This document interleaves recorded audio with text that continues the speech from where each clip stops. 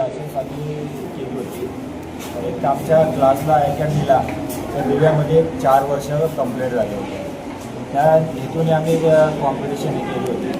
आणि मोबाईल विद्यार्थ्यांना कसं मोबाईलचं जास्त करून आज व्यसन आहे, तर ते व्यसन सुटलं पाहिजे आणि कुठंतरी गेमवरती त्यांनी फोकस केला पाहिजे.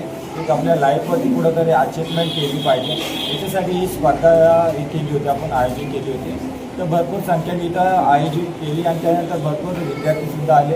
काहींचे रँकसुद्धा आले, काही गोल्ड आले, काही सिल्वर आले आणि असे अजून पद्धतीने अजून त्यांचे खेळाचं काम चाललेलं आहे. ओके.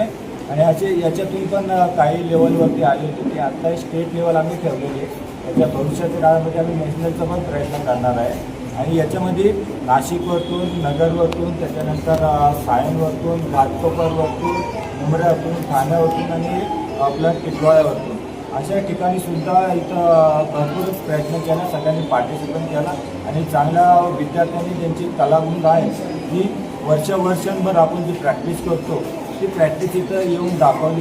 त्याच्यामध्ये काटा झाला, उमिते झाला, हे 2 इव्हेंट एवढ्या छान पद्धतीने केले.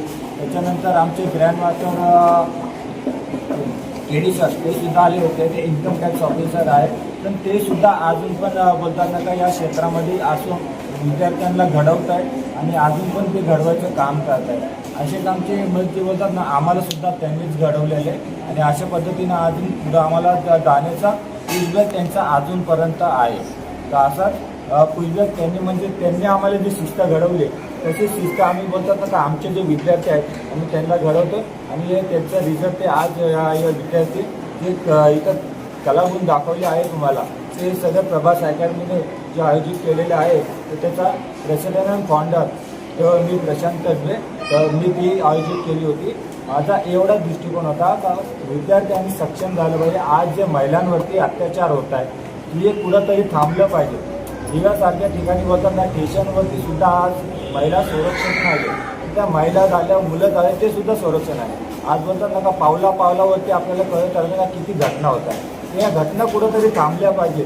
सेल्फ डिफेन्स आपल्या विद्यार्थ्याकडे आला पाहिजे. बोलतात ना पालक निष्काळजी राहायला पाहिजे. तर आज माझा मुलगा स्टेशनला गेला तर तो घरी शिकलो येईन का नाही येईल ही गॅरंटी नसते. ते सेल्फ डिफेन्सचं त्यांनी जर शिकलं तर बोलतात ना का ते निष्काळजी राहणार आणि त्यांचं स्वतःचं संरक्षण स्वतः करू शकते. आणि बोलतात आज बोलतात ना आपली मुलगी असू, बहीण असू, आई असू यांच्यासोबत आपण कायमस्वरूपी तर आहे नाही. ते कधी ना कधी एकटे पडणार. ते हे एकटे पडले तरी त्यांचं संरक्षण ते स्वतः त्यांना करता आलं पाहिजे. याच्यासाठी ही कॉम्पिटिशन आपण राज्यस्तरीय ठेवलेली होती. सर, याच्यात एकूण किती विद्यार्थी सामील झालेले आहे आणि किती राऊंड आहेत टोटल?